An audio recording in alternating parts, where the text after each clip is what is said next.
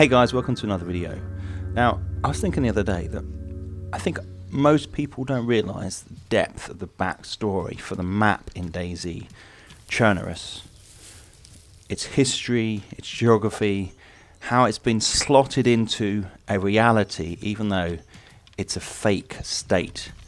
So what I thought I'd do here is look at its geography, its history, and potentially its future.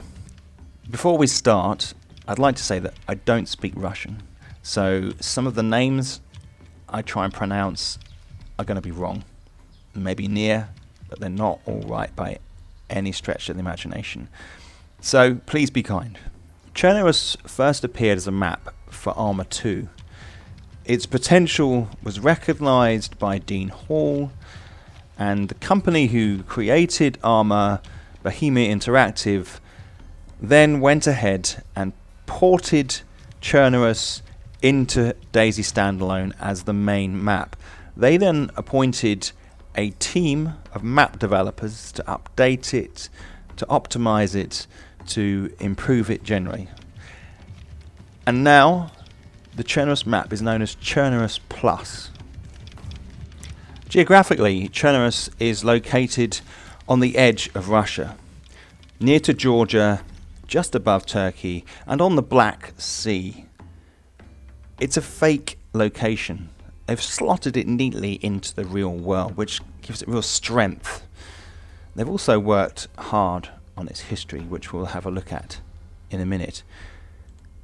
The actual state of Chernarus is bigger than the map that we're used to exploring in DayZ Standalone. We play on a smaller section which is called South Zagoria. Chernarus itself is much bigger, and it consists of a number of rivers and other cities, including the capital, which is Novigrad or Novigrad. But we don't actually access those, although I'd say at this point that that potentially could be a great map if they were looking at making an additional map. They could focus on this main Novigrad city, would be awesome. Bohemia have created a really interesting history for Chernarus, and you can find this laid out in the DayZ wiki. Just look it up online. But some of the key things that happened are that in the 13th century it was united by Taras Kozub. They ruled until 1631, when Chernarus then joined the Russian Empire. But after the revolution, at some point later in 1922, Chernarus became a Soviet Socialist Republic. And then after the demise of the Soviet Union in 1991, it gained independence. Then a little while later, in 2009, it suffered a civil war, throwing the country into turmoil. And it sought help from NATO and US forces. The Russian Federation became involved, and before long we fall into the outbreak. For some reason in 2009, maybe something to do with the soldiers, what they were up to, or maybe the reason why the civil war happened, the outbreak occurred, and then the inhabitants became overrun by the zombie population.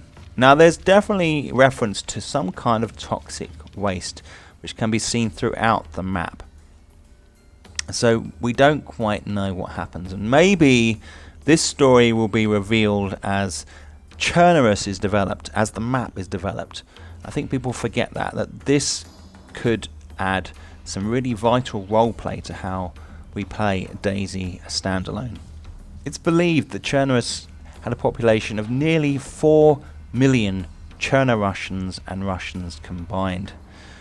And then when the outbreak came, it was devastating, dropping the population to below 1,000 lost souls. The map itself is 5,450 kilometers squared, and the area we play in is 225 kilometers squared, which is pretty big for a gaming map, especially when you have maybe at the most 60 players running around it. It largely consists of forests with some major cities including Chernarus. And it's probably worth noting, maybe speculation, that the reason why currently a lot of the military bases have been positioned in the northwest side of the map is because that's where the Russian forces penetrated this region and set up base. But why create a map like this for a game that has gone so international? Well, the Chernarus landscape is actually based heavily on the Czech Republic, which is the home country of the developer Bohemia Interactive. It's as simple as that. They've basically created a world that they know, that they can see, that's very close to hand. The geography, the roads, major landmarks are all modelled after the municipality of Povely. That's Povly, and its surrounding areas. So that would include Electro, modelled after Povely, Solnishny after Dobkovis, and I've said that completely wrong. But there are a list that you can access on Wiki to see the towns that they actually represent. And these are real places. So they've gone in, photographed them, and modelled them.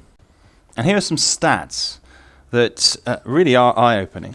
One of them being that there are 1 million 3D objects in this map. That's a lot of work.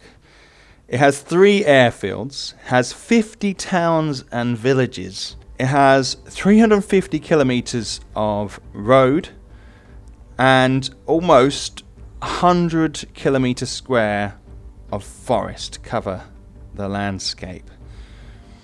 It has a rural landscape and a rocky coastline, so there's lots of design going in there as well. I just think it's something we overlook, something we run through. We run through this map, but it is amazing. There's a lot in this design.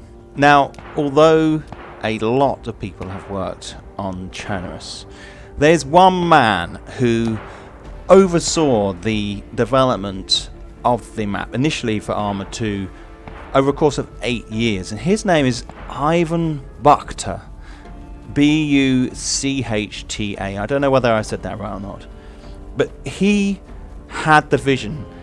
He worked with the idea of replicating a real place and building this Soviet state.